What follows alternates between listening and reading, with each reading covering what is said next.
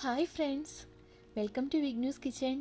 ഇന്നത്തെ വീഡിയോ ഒരു കൊഞ്ച് ഫ്രൈ പ്രിപ്പറേഷൻ്റെയാണ്. വ്യത്യസ്തമായ രീതിയിൽ കൊഞ്ച് എങ്ങനെ പ്രിപ്പയർ ചെയ്തെടുക്കാമെന്ന് ഈ വീഡിയോയിലൂടെ നമുക്ക് നോക്കാം.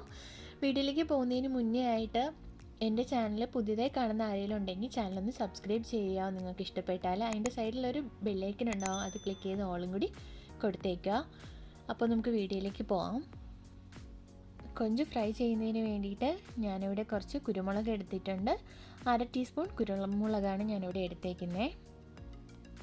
ഇതിലേക്ക് ഒരു 1/2 ടീസ്പൂൺ മഞ്ഞൾപ്പൊടി, കുറച്ച് ഉള്ളി ചെറുതായിട്ട് അരിഞ്ഞത്, ചെറിയ ഉള്ളി എടുക്കാൻ പറ്റുമെങ്കിൽ അത് തന്നെ എടുക്കുക, 3 പച്ചമുളക്, 3 വറ്റൽമുളക്, ഒരു 4 ചെറിയ കഷ്ണം വെളുത്തുള്ളി, ഒരു 4 ചെറിയ പീസ് ഇഞ്ചി, കുറച്ച് കറിവേപ്പില. ഇത്രയാണ് എടുത്തിട്ടുള്ളത്.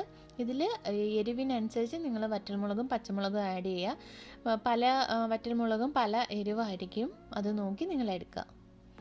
ഇതെല്ലാം കൂടി നമുക്ക് മിക്സിയുടെ ചെറിയ ജാറിലിട്ടൊന്ന് അടിച്ചെടുക്കാം. ഞാനിതെല്ലാം കൂടി മിക്സിയുടെ ചെറിയ ജാറിലോട്ട് ഇടാം. ഞാൻ മസാല എല്ലാം അടിച്ചെടുത്ത് മാറ്റി വെച്ചു. ഇവിടെ എടുത്തേക്കുന്നത് നന്നായിട്ട് കഴുകി വൃത്തിയാക്കി എടുത്ത കൊഞ്ചാണ്. അതിൻ്റെ നടുക്കൂടെ ഞാൻ ഒരു വെട്ട് കണക്ക് കൊടുത്തിട്ടുണ്ട്. മസാല നന്നായിട്ട് പിടിക്കാൻ വേണ്ടിയിട്ടാണ് ഞാൻ അതങ്ങനെ ചെയ്തേക്കുന്നത്. ഇതിൽ നിങ്ങൾക്ക് കൊഞ്ചെന്നല്ല ഏതൊരു ഫിഷ് വേണമെങ്കിലും ഇതേപോലെ നമുക്ക് ചെയ്തെടുക്കാം. നല്ല ടേസ്റ്റാണ്. ഞാനപ്പോൾ അരച്ച് വെച്ചിരുന്ന മസാല കൂട്ടെല്ലാം കൂടി കൊഞ്ചിലേക്ക് ആഡ് ചെയ്യാം.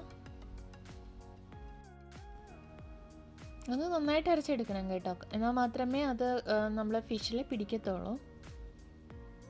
ഇതിലേക്ക് ലേശം എണ്ണ ആഡ് ചെയ്യുക. മസാല കൊഞ്ചിലൊന്ന് നന്നായിട്ട് പിടിക്കാൻ വേണ്ടിയിട്ടാണ് ശകലം എണ്ണ ഒഴിക്കുന്നത്. നന്നായിട്ട് നമുക്ക് കൊഞ്ചിലത് പെരണ്ട് കിട്ടും മസാല. ലേശം ഉപ്പ് ആഡ് ചെയ്യാം. നന്നായിട്ടൊന്ന് മിക്സ് ചെയ്തെടുക്കാം. നന്നായിട്ട് മസാലയെല്ലാം കൊഞ്ചിൽ പിടിക്കത്തക്ക രീതിയിൽ മിക്സ് ചെയ്യണം. ഇതിലേക്ക് മാറ്റി വെച്ചിരുന്ന കറിവേപ്പിലയും കൂടി ആഡ് ചെയ്ത് മിക്സ് ചെയ്യാം.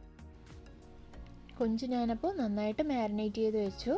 ഇത് ഒരു അരമണിക്കൂർ ഇങ്ങനെ വെക്കാൻ പറ്റുവാണെങ്കിൽ അത്രയും നല്ലത്. നന്നായിട്ട് മസാലയെല്ലാം അതിനകത്ത് പിടിച്ച് വരും. അല്ലാന്നുണ്ടെങ്കിൽ നിങ്ങൾക്കൊരു 15 മിനിറ്റ് കഴിഞ്ഞ് വേണമെങ്കിൽ ഇത് പൊരിച്ചെടുക്കാം. കൊഞ്ച് മാരിനേറ്റ് ചെയ്യാൻ വെച്ച് ഇപ്പോൾ ഒരു അരമണിക്കൂറായി. ഞാനത് ഫ്രൈ ചെയ്യാൻ വേണ്ടിയിട്ട് ഒരു പാൻ എടുത്ത് വെച്ചിട്ടുണ്ട്. അതിൽ ലേശം ഓയിൽ ആഡ് ചെയ്തിട്ടുണ്ട്. ഓയിലൊന്ന് ചൂടായി വന്നതിന് ശേഷം അതിലേക്ക് കൊഞ്ച് ആഡ് ചെയ്ത് കൊടുക്കാം ഫ്രൈ ചെയ്യാൻ.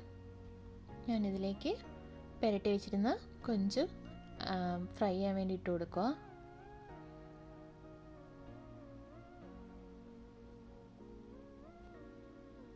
രണ്ട് സൈഡും നന്നായിട്ട് ഫ്രൈ ചെയ്തെടുക്കുക.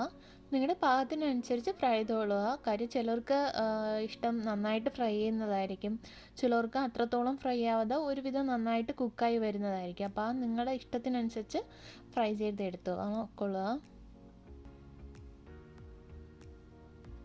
കൊഞ്ചപ്പോൾ നന്നായിട്ട് ഫ്രൈ ആയി വന്നിട്ടുണ്ട്. ഞാനിത് വേറൊരു ബൗളിലോട്ട് മാറ്റുക.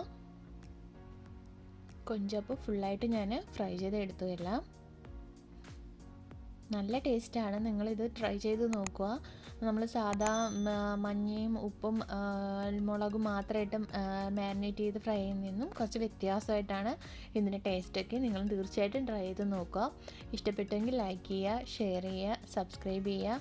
Thanks for watching.